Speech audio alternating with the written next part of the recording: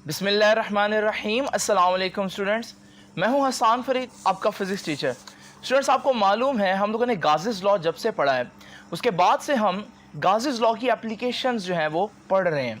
2 applications हम लोग पढ़ चुके हैं, आज हम थर्ड एप्लीकेशन पढ़ेंगे जो आपके पेज नंबर 13 के ऊपर दी हुई है। स्टूडेंट्स, आपको ये भी मालूम होना चाहिए कि हम जो भी एप्लीकेशन पढ़ें गाज़िस लॉ की, हमारा मकसद या ऑब्जेक्टिव एक ही होगा और वो ये होगा कि हम लोगों ने इलेक्ट्रिक इंटेंसिटी फाइंड आउट करनी होती है डिफरेंट सिचुएशंस में। तो आज की क्या सिचुएशन है जिसमें हम लोगों ने इलेक्ट्रिक इंटेंसिटी फाइंड आउट करनी है, ये हम जानेंगे आज के लेक्चर में स्टूडेंट्स। तो स्टार्ट करते हैं आज का लेक्चर। जैसे कि मैंने आपको अभी भी बताया कि हमारे पास गाज़िस लॉ का सबसे बड़ा फ़ायदा क्या है, इलेक्ट्रिक इंटेंसिटी फाइंड आउट करना। स्टूडेंट्स ज़रा तवज्जो कीजिएगा, आज का टाइटल देख लेते हैं, electric intensity between two oppositely charge plates. अगर हमारे पास 2 प्लेट्स हों, अब आप प्लेट से, अगर आपको याद आया लास्ट लेक्चर जो हम लोगों ने पेज नंबर 13 पर पढ़ा था, वो भी हमारे पास एक इनफाइनाइट शीट ऑफ चार्ज के करीब एक पॉइंट पर इलेक्ट्रिक इंटेंसिटी कैसे फाइंड आउट करनी है उसके बारे में था।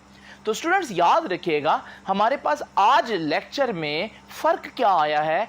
लास्ट लेक्चर में एक इनफाइनाइट शीट ऑफ चार्ज थी, आज हमारे पास 2 इनफाइनाइट शीट ऑफ चार्जेस होंगी और वो दोनों ही ऑपोजिटली चार्ज होंगी। तो ये देखिए जी, मेरे पास ये एक पॉजिटिव प्लेट है और ये एक नेगेटिव प्लेट है, इसके दरमियान कोई पॉइंट P है और उस पॉइंट पर हम लोगों ने इलेक्ट्रिक इंटेंसिटी फाइंड आउट करनी है। तो स्टूडेंट सबसे पहले तो मैं आपको यही बताता चलूं कि हम लोगों ने क्या सपोज करना है कि सपोज करें, suppose we have 2 oppositely charged parallel plates. 2 oppositely charge plates हैं, एक पर पॉजिटिव और एक पर नेगेटिव चार्ज है। मैं जिस पर पॉजिटिव है उस पर मैं कह सकता हूँ इसके ऊपर प्लस क्यू चार्ज है, जो नेगेटिव है मैं कह सकता हूँ उसके ऊपर माइनस क्यू चार्ज है। तो ऑपोजिटली चार्ज प्लेट्स हैं और याद रखिएगा ये भी इनफाइनाइट साइज की हैं, ऑफ इनफाइनाइट एक्सटेंट।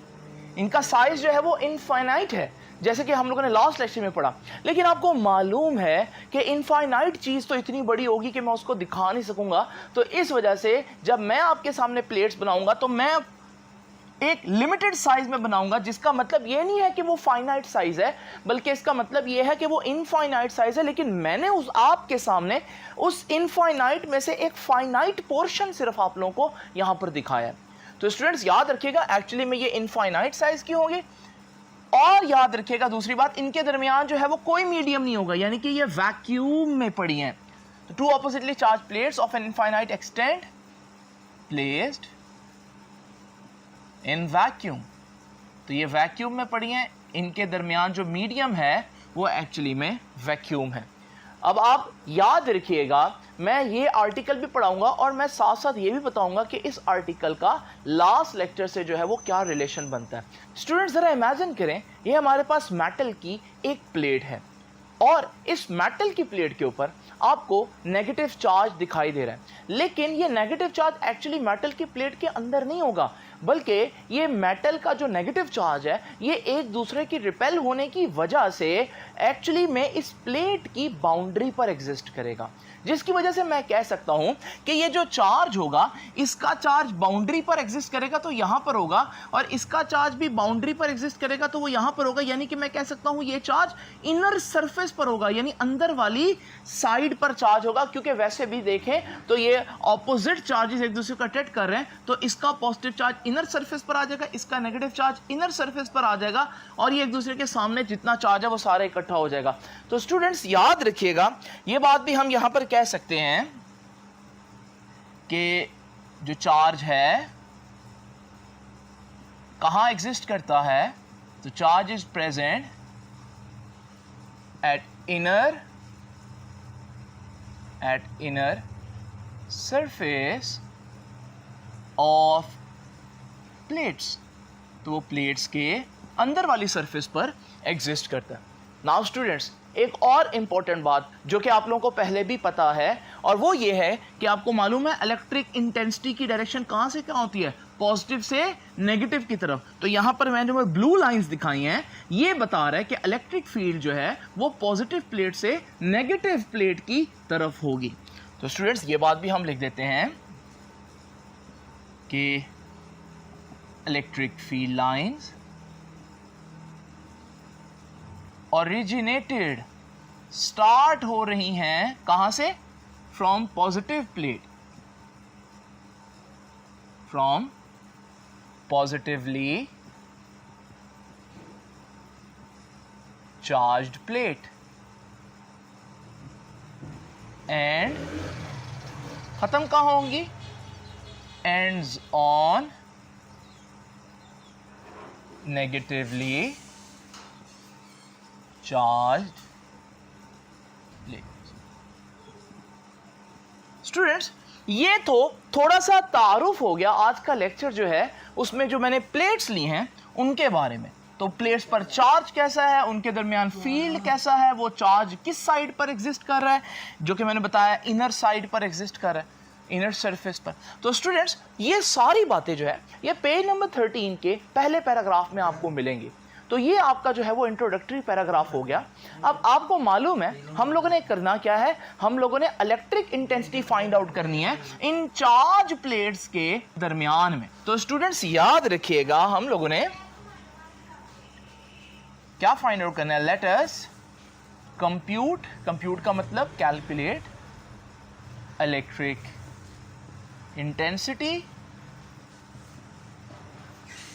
हम इलेक्ट्रिक इंटेंसिटी कैलकुलेट करते हैं बिटवीन ऑपोजिटली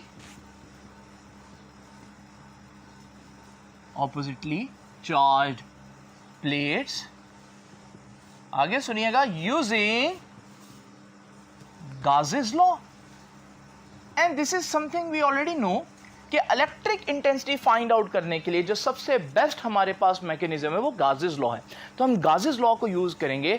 लेकिन स्टूडेंट्स अब यहाँ एक इंपॉर्टेंट बात आती है और वो ये है कि गाजेस लॉ को अगर आप यूज करना चाहते हैं तो गाजेस लॉ के लिए गाजियन सरफेस होना जरूरी है।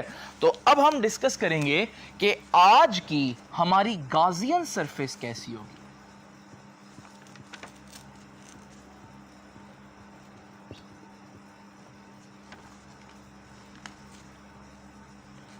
नाउ स्टूडेंट इससे पहले कि मैं गाजियन सरफेस पर आऊं मैं आप लोगों को कुछ इंपॉर्टेंट चीजें बताना चाहता हूं। पहली बात स्टूडेंट्स ये डायग्राम देखिए, ये डायग्राम आपकी बुक ने जो है पेज नंबर 13 के ऊपर बनाई है। इस डायग्राम को देखें तो ये एक 2D डायग्राम है। अगर मैं इस 3D में आपको दिखाऊं तो आप लोग देखिएगा ये जो चार्ज शीट्स हैं ये 3D में कुछ इस तरह से दिखेंगे कि ये एक पॉजिटिव चार्ज शीट है और ये उसके बिल्कुल सामने एक नेगेटिव चार्ज शीट है जिसका मैंने फाइनाइट पोर्शन आप लोगों के सामने बनाया है, लेकिन एक्चुअली में ये इनफाइनाइट एक्सटेंट की, इनफाइनाइट साइज की होंगी। उसके बाद याद रखिएगा आपको मालूम है इनके दरमियान जो इलेक्ट्रिक इंटेंसिटी है वो कुछ इस तरह से दिखेगी। तो एक्चुअली में ये है इस सारी चीज का 3D व्यू। अगर आप इसको बिल्कुल साइड से 2D देखें तो फिर ये डायग्राम जो है वही डायग्राम बन जाएगी जो मैंने आज यहां पर बनाई हुई है। अब एक और इंपॉर्टेंट बात भी देख लीजिए। ये तो आप लोगों ने देख लिया कि 3D में कैसे इमेजिन करना है, क्योंकि मैं इसको आगे 3D में लेकर चलूंगा। दूसरी इंपॉर्टेंट बात जरा देखिए, अगले पेज पर आपके पेज नंबर 14 पर जो डायग्राम बनी है वो डायग्राम जो है वो और ओरिएंटेशन में बनाई है और सिमत से दिखाई गई है। उसमें सिंपल क्या किया गया है कि ये जो डायग्राम मैंने भी आपको दिखाई है जिसमें पॉजिटिव प्लेट इस तरफ है और नेगेटिव प्लेट इस तरफ है, इसको अगर आप रोटेट कर दें तो जब आप रोटेट करेंगे पॉजिटिव प्लेट ऊपर आ जाएगी, नेगेटिव प्लेट नीचे आ जाएगी। अब ये वाली डायग्राम अगले पेज पर आपके इस तरह से बनाई हुई है।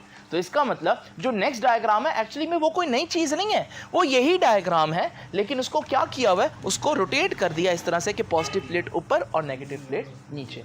अब आपको इसको 3D में इमेजिन करना आना चाहिए, क्योंकि अब आएगा सबसे इंपॉर्टेंट पार्ट। आपको मालूम है गाजेस लॉ सिर्फ कब एप्लीकेबल होता है? गाजेस लॉ एप्लीकेबल होता है जब हमारे पास एक क्लोज 3D शेप हो। वो सफेयर भी हो सकता है, वो हमारे पास सिलेंडर भी हो सकता है, वो हमारे पास कोई और शेप भी हो सकती है। लेकिन स्टूडेंट्स आज मैं कौन सी शेप लूंगा, जरा तवज्जो कीजिएगा। आज जो मैं शेप लूंगा उसको हम एक हॉलो बॉक्स कह सकते हैं, यानी कुछ इस तरह से ये शेप दिखेगी। मैथमेटिक्स में इसे क्यूबॉइड भी कहते हैं। बहरहाल ये जो हॉलो बॉक्स है ये हमारी आज की गाजियन सरफेस है। अब आप पूछेंगे सर ये क्यों ली है, तो आपको पता है कि हम हमेशा वो गाजियन सरफेस चूज करते हैं जिससे हमारी कैलकुलेशन आसान हो जाती है।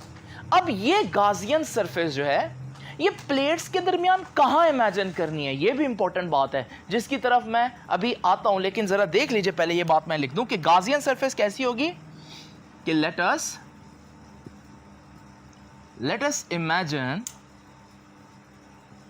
imagine a closed hollow box के आए हम एक हॉलो बॉक्स, हॉलो मतलब अंदर से खाली, एक बॉक्स इमेजिन करें जैसे मैंने अभी आप लोगों को दिखाया। ये है हॉलो बॉक्स जिसको आज हम इमेजिन करेंगे, लेकिन कहां करके इमेजिन करेंगे। नाउ स्टूडेंट्स जरा तवज्जो कीजिएगा, ये हमारे पास पॉजिटिव प्लेट है, ये उसके नीचे नेगेटिव प्लेट है और ये पॉजिटिव से नेगेटिव इलेक्ट्रिक फील्ड लाइंस जा रही हैं। ये तो मैंने आपको दिखा दिया। हॉलो बॉक्स देखिए मैं कहां रखने लगा हूं, ये है वो जगह जहां मैंने हॉलो बॉक्स को इमेजिन करना है। इस जगह को मैं कैसे एक्सप्लेन करूं, मैं यूं कहूंगा कि मैंने हॉलो बॉक्स कहां इमेजिन किया है। हॉलो बॉक्स इस तरह से इमेजिन किया है कि उसकी एक साइड जो है वो प्लेट के अंदर है, पॉजिटिव चार्ज प्लेट के अंदर आ रही है, और जो दूसरी साइड है वो प्लेट्स के दरमियान वाले एरिया में आ रही है। इस तरह से हम लोगों ने ये हॉलो बॉक्स रख देना है। तो स्टूडेंट्स याद रखिएगा, ये मैं इमेजिन कर लेता हूं कि late us imagine a closed hollow box. ये मैं जब कह रहा हूं ना हॉलो बॉक्स रख देना है, इसका मतलब है इमेजिनेशन में आप लोगों ने यहां पर रखना है, रियलिटी में ये एग्जिस्ट नहीं करेगा definitely. Let us imagine a closed hollow box such that, कैसे इमेजिन करना है, such that it's one side lies, कहां होगी जी, in the positive charge plate, in the positive charge plate, and दूसरी साइड कहां एग्जिस्ट करेगी, एंड ऑपोजिट साइड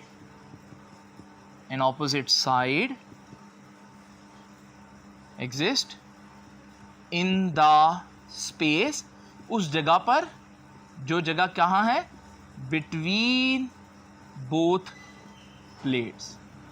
तो आपने गाजियन सरफेस इस तरह से इमेजिन करनी है। दोबारा एक दफ़ा देख लेते हैं ताकि ये चीज़ आपको बिल्कुल क्लियर हो जाए। ये हमारे पास पॉजिटिव चार्ज प्लेट है, ये हमारे पास नेगेटिव चार्ज प्लेट है, और आपको मालूम है पॉजिटिव से नेगेटिव जो है इलेक्ट्रिक फील्ड लाइंस कुछ इस तरह से 3D में एग्जिस्ट करेंगी। अब आप लोगों ने गाजियन सरफेस इमेजिन करनी है, एक हॉलो बॉक्स इमेजिन करना है, इस तरह से इमेजिन करना है कि उस बॉक्स का एक साइड जो है वो पॉजिटिव प्लेट के अंदर एग्जिस्ट कर रही हो और दूसरी साइड जो है वो दोनों प्लेट्स के दरमियान जो जगह है वहां एग्जिस्ट कर रही हो।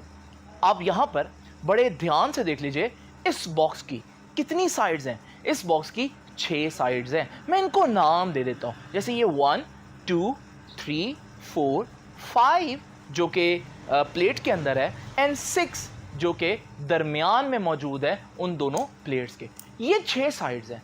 नाउ स्टूडेंट्स ज़रा तवज्जो कीजिए, हमारे पास अगर आप इसको 3D व्यू को कुछ यहाँ से देखिए तो फिर आपको ये जो चीज़ नज़र आएगी बिल्कुल 2D नज़र आएगी, और ये चीज़ जो है ये आपकी बुक ने या इस तरह करके बनाई, लेकिन यहाँ से क्लियर नहीं होता, ये लग नहीं रहा कि ये जो गाजियन सरफेस है यहाँ से तो लग रहा है इसकी 4 साइडें हैं, लेकिन याद रखिए कि जब आप 3D में देखेंगे तो इसकी 4 नहीं बल्कि इसकी 6 साइड्स होंगी।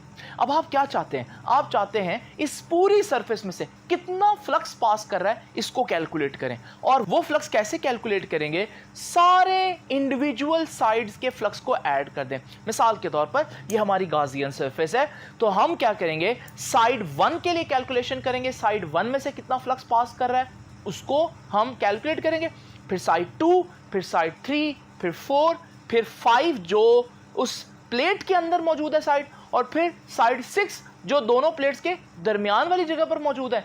फिर मैं इन सारों के फ्लक्स को ऐड करूंगा तो मेरे पास टोटल फ्लक्स आ जाएगा। तो स्टूडेंट्स याद रखिएगा, मैं ये कह सकता हूं कि टोटल फ्लक्स किसके बराबर होगा, टोटल फ्लक्स होगा पहली साइड का फ्लक्स दूसरी साइड का फ्लक्स, तीसरी साइड का फ्लक्स, चौथी साइड का फ्लक्स, पांचवी साइड का फ्लक्स और छठी साइड का फ्लक्स।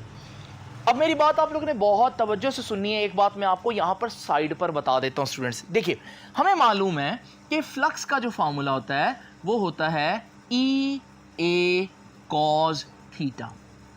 बड़े ही ध्यान से देखना है। और ये एंगल थीटा जो है वो ई और वेक्टर ए के दरमियान होता है। वेक्टर ए मैंने आपको बताया हुआ, अभी हम दोबारा डिस्कस करते हैं, याद रखिएगा। ये है हमारे पास फ्लक्स। जरा इमेजिन करें स्टूडेंट्स, पहली साइड का फ्लक्स देखते हैं, बहुत ध्यान से सुनिएगा। ये मेरे पास वो डायग्राम है जो मैंने अभी आप लोगों को पहले भी दिखाई। साइड वन देखिए, ये है साइड वन। ये साइड वन जिसको मैंने हाईलाइट किया है, ये जो मैंने हाईलाइट किया ये इसका एरिया है, लेकिन ये कहलाता है सरफेस एरिया। याद रखिएगा स्टूडेंट्स, हमारे पास सरफेस एरिया जो है वो, हमारे पास वेक्टर एरिया जो है वो सरफेस एरिया के परपेंडिकुलर होता है। यानी अगर मैं साइड वन का वेक्टर एरिया बनाना चाहूं तो मैं एक परपेंडिकुलर वेक्टर ड्रॉ करूंगा उस साइड के ऊपर जो कि 90 डिग्री बना रहा होगा। ये है vector area A. Now students, अभी तक मैंने इलेक्ट्रिक फील्ड लाइंस नहीं बनाई है, देखा आप लोगों ने। अब जरा इमेजिन करें, इलेक्ट्रिक फील्ड लाइंस वापस मैं बना देता हूं। जरा इमेजिन करें, इलेक्ट्रिक फील्ड लाइन जब पास करेगी तो ए यानी वेक्टर एरिया और इलेक्ट्रिक फील्ड लाइन के दरमियान में क्या एंगल बन रहा है स्टूडेंट्स? नजर आ रहा है कि ये 90 डिग्री बन रहा है। और हमें मालूम है कि cos 90 कितना होता है? 0। तो स्टूडेंट्स फ्लक्स कितना हो गया? 0। इसका मतलब साइड वन में कोई फ्लक्स पास नहीं कर रहा। अच्छा जी, अब साइड टू देखते हैं। अगर आपको साइड वन की बात समझ में आ गई तो साइड टू तो अब आपके लिए कोई भी मसला नहीं रहा। ये देखिए स्टूडेंट्स, ये हमारे पास साइड टू है। वही लॉजिक, साइड टू का वेक्टर एरिया देखें तो वेक्टर एरिया उस साइड के परपेंडिकुलर होगा। ये है साइड टू का वेक्टर एरिया। और इलेक्ट्रिक इंटेंसिटी तो पॉजिटिव प्लेट से नेगेटिव प्लेट की तरफ होगी, उसको भी ड्रॉ कर लेते हैं। अब जरा देखिए, पॉजिटिव से नेगेटिव जो इलेक्ट्रिक इंटेंसिटी का वेक्टर है और जो वेक्टर एरिया है वो आपस में 90 डिग्री बना रहे हैं फिर से, तो फ्लक्स इसका भी कितना हो जाएगा? 0। और इसी तरह से साइड 3 को भी यहीं पर ही देख लेते हैं। तो साइड 3 का ये वेक्टर एरिया है परपेंडिकुलर, और पॉजिटिव से नेगेटिव ये इलेक्ट्रिक फील्ड लाइंस हैं, और यहां पर भी फिर से एंगल 90 डिग्री बन रहा है, यानी कि यहां भी कोई फ्लक्स नहीं होगा। और बिल्कुल इसी तरह से स्टूडेंट, अगर हम चौथी साइड को देखें तो वहां पर भी आप देखेंगे कि चौथी साइड का जो वेक्टर एरिया होगा वो उस साइड के परपेंडिकुलर होगा, और इलेक्ट्रिक फील्ड लाइन पॉजिटिव से नेगेटिव जा रही है और इनके दरमियान एंगल 90 डिग्री बन रहा है, तो फ्लक्स 0। यानी कि चार साइड जो हैं 1, 2, 3 and 4 they have no contribution in flux. उनका फ्लक्स में, टोटल फ्लक्स में कोई कंट्रीब्यूशन नहीं है। तो याद रखिएगा, ये चार साइड्स जो हैं इनका तो फ्लक्स हो गया 0। Now students, be with me, मेरे साथ रहिएगा, ये बहुत इंपॉर्टेंट बात अब आने लगी है। चार साइड्स जो है वो आप लोगों की 0 हो चुकी हैं। आप लोगों को मालूम है, हम लोगों ने यही तो अब आपको सिखाया हमेशा कि गाजियन सरफेस बहुत आप लोगों ने क्लेवरली चूज करनी है। और मैंने देखे कितनी चालाकी से गाजियन सरफेस ऐसी इमेजिन की है जिसमें चार साइड्स का आंसर तो वैसे ही सीधा सीधा 0 आ रहा है। अब आपको पता चला मैंने सफेयर क्यों नहीं लिया, क्योंकि मकसद सफेयर या सिलेंडर या कोई और 3D शेप नहीं, मकसद है अपने काम को आसान करना, कैलकुलेशन को आसान करना, जितनी चीजें 0 हो सकती है उनको मैक्सिमम 0 करना। नाउ स्टूडेंट्स, पांचवी साइड को देखते हैं। इमेजिन करें हमारे पास पांचवी साइड कहां थी? ये गाजियन सरफेस की पांचवी साइड वो हमारी जो प्लेट है उसके अंदर है स्टूडेंट, वो चार्ज प्लेट के अंदर है। अब इसके साथ क्या होगा ये देखते हैं स्टूडेंट्स। इसके अंदर क्या होगा ये जानने के लिए आपको पेज नंबर 13 के बिल्कुल ऊपर की पहली लाइन देखनी होगी। और आपको याद आ जाएगा, जब मैंने ये पढ़ाया था तो मैंने आपको क्या बताया था, ये लाइन क्या कह रही है? ये कह रही है कि interior of a hollow charged metal sphere is a field free region. आसान अल्फाज में, अगर हमारे पास एक मेटल स्फीयर है जिसके ऊपर बहुत सा चार्ज है, तो उसके अंदर इलेक्ट्रिक फील्ड नहीं होगा, E0 होगा।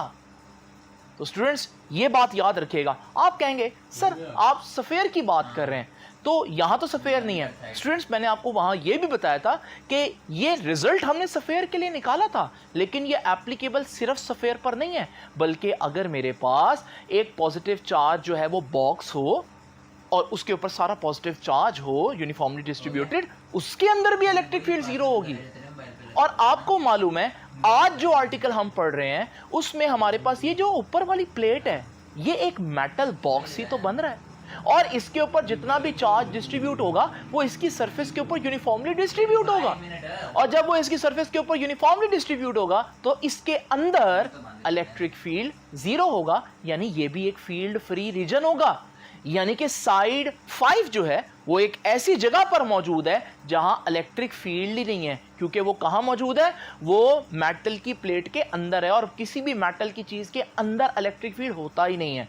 तो स्टूडेंट्स याद रखिएगा E जीरो हो गया साइड 5 के लिए, अगर E जीरो हो जाए तब भी तो सारी चीज मल्टीप्लाई होकर जीरो, तो फ्लक्स कितना हुआ, जीरो। तो स्टूडेंट्स आप लोगों ने देखा कि कितना क्लेवर मेथड है कि हम लोगों ने 5 साइड्स जो हैं वो गाजियन सरफेस की ऐसी रखी हैं जिनमें फ्लक्स ही नहीं है। अब स्टूडेंट्स रह गई छठी साइड, अब यहां पर वो छठी साइड देख लेते हैं गाजियन सरफेस की। ये जो साइड है ये हमारे पास जो प्लेट्स के दरमियान में पड़ी है, ये है साइड नंबर 6। अब जरा स्टूडेंट्स इमेजिन करें इस साइड का जो वेक्टर एरिया होगा वो इस साइड के परपेंडिकुलर होगा, ये मैंने ड्रॉ कर दिया आपके सामने। अब जरा इमेजिन करें हम इलेक्ट्रिक फील्ड को डिस्कस करते हैं, वो पॉजिटिव से नेगेटिव प्लेट की तरफ होगी, तो सारी इलेक्ट्रिक फील्ड भी मैंने आपके सामने बना दी। अब इलेक्ट्रिक फील्ड और वेक्टर एरिया के दरमियान एंगल देखें स्टूडेंट्स, इलेक्ट्रिक फील्ड और वेक्टर एरिया तो एक ही डायरेक्शन में है, पैरेलल है, और जब दो चीजें पैरेलल हो तो एंगल क्या होता है, 0 डिग्री। इसका मतलब यहां पर फ्लक्स होगा छठी साइड में, और कितना होगा, E A cos 0, और cos 0 होता है 1। तो स्टूडेंट्स टोटल फ्लक्स कितना आ गया हमारे पास, E A cos 0 1 हो गया, तो E A रह गया। स्टूडेंट्स हम लोगों ने फ्लक्स जो है वो बड़ी कामयाबी के साथ मेजर कर लिया। अब वक्त आता है कि हम गाउस लॉ अप्लाई करें और रिजल्ट निकाल लें। ये देखिए स्टूडेंट्स हमारे पास by applying Gauss law, Gauss law क्या कहता है स्टूडेंट्स, गाउस लॉ कहता है flux is equal to 1/ε0 times total charge enclosed. और स्टूडेंट्स याद रखिएगा हम लोगों ने ये भी पढ़ा है कि चार्ज जो है वो किसके बराबर होता है, चार्ज डेंसिटी इनटू एरिया, ये मैंने आपको लास्ट लेक्चर में बताया था। तो यहां से हमारे पास फ्लक्स किसके बराबर आ गया जी, फ्लक्स बराबर आ गया 1/ε0, नीचे आ जाएगा ε0, और ऊपर क्या है सिग्मा, और ए नीचे ε0।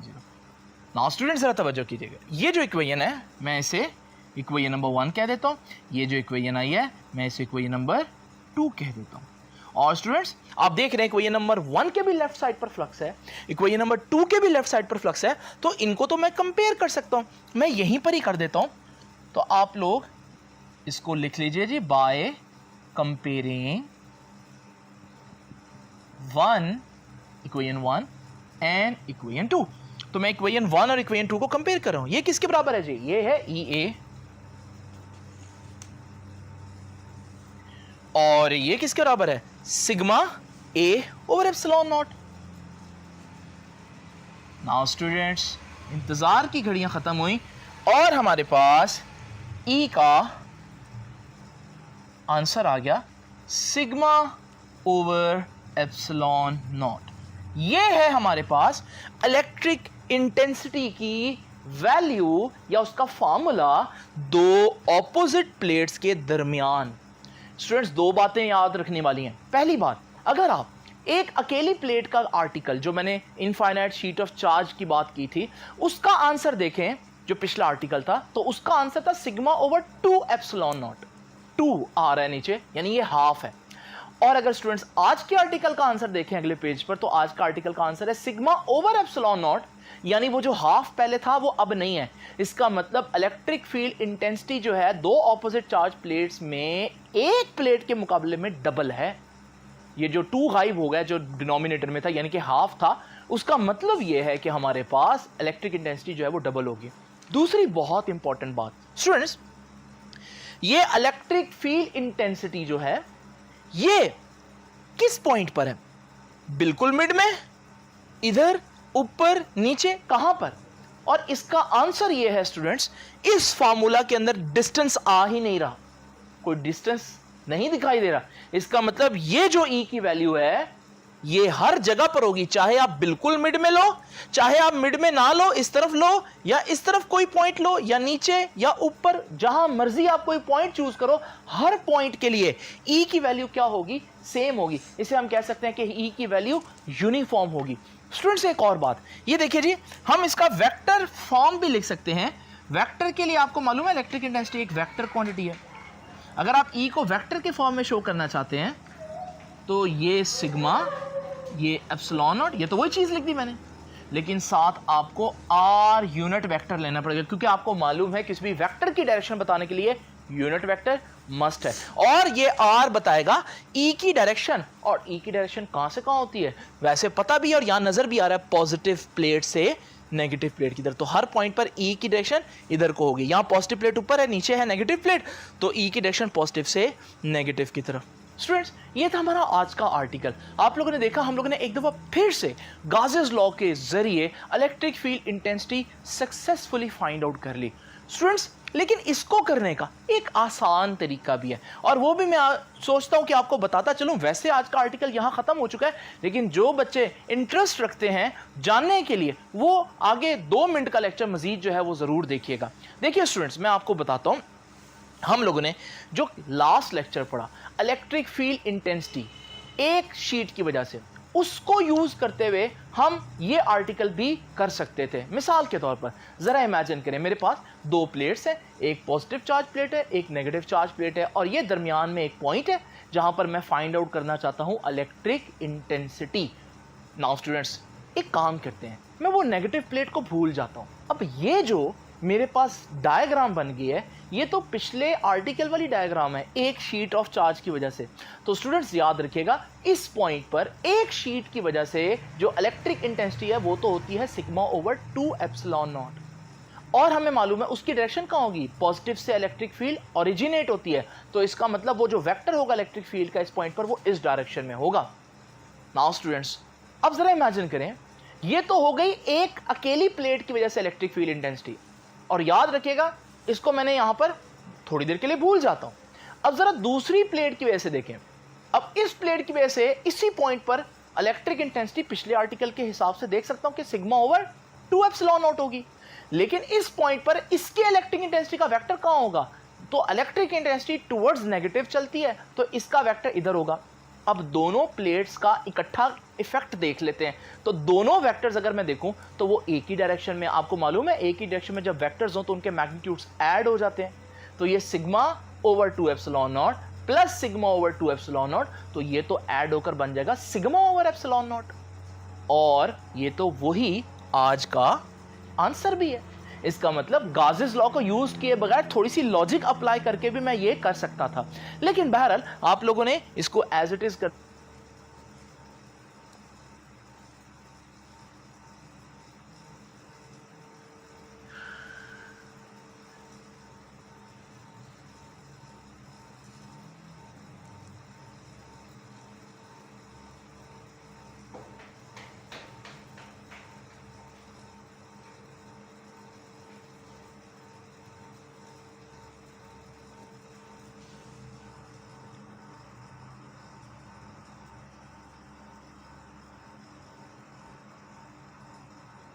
जिस तरह से बुक ने कहा।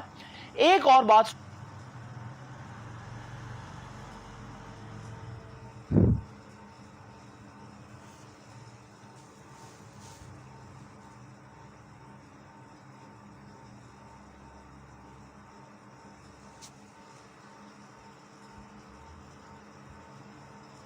स्टूडेंट्स जो मैं आप लोगों के साथ शेयर करना चाहूंगा वो ये है कि आज के आर्टिकल में हम लोगों ने 2 ऑपोजिटली चार्ज प्लेट्स डिस्कस की। अगर मेरे पास सेम चार्ज प्लेट्स हो, दोनों पॉजिटिव प्लेट्स हो, तो क्या होगा? बड़ा आसान और बड़ा इंटरेस्टिंग रिजल्ट है स्टूडेंट्स, याद रखिएगा।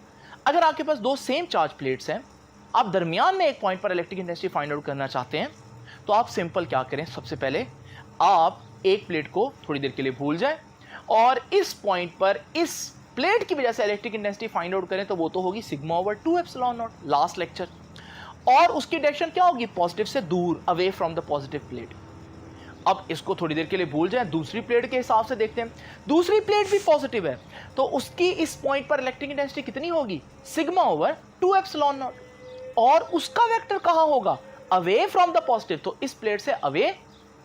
अब जरा दोनों का इकट्ठा कंबाइन इफेक्ट देख लेते हैं, और जब कंबाइन इफेक्ट देख लें, अब देख रहे हैं दोनों वेक्टर्स ऑपोजिट डायरेक्शन में, और ऑपोजिट डायरेक्शन में वेक्टर्स क्या करते हैं, एक दूसरे को कैंसिल करते हैं। जब ये कैंसिल करेंगे तो दरमियान में इलेक्ट्रिक इंटेंसिटी कितनी आ गई, 0। यानी ऑपोजिट चार्ज प्लेट्स के दरमियान तो इलेक्ट्रिक इंटेंसिटी इतनी होती है, लेकिन सेम चार्ज प्लेट्स के दरमियान, यानी दोनों पॉजिटिव प्लेट्स हो या दोनों नेगेटिव प्लेट हो, उनके दरमियान इलेक्ट्रिक इंटेंसिटी 0 होती है। वो भी एक फील्ड फ्री रीजन होता है। स्टूडेंट्स, ये था हमारा आज का आर्टिकल। आई होप कि आपको ये समझ में आ गया होगा आर्टिकल। आपसे अब इंशाल्लाह मुलाकात होगी नेक्स्ट लेक्चर में। तब तक के लिए अल्लाह हाफिज।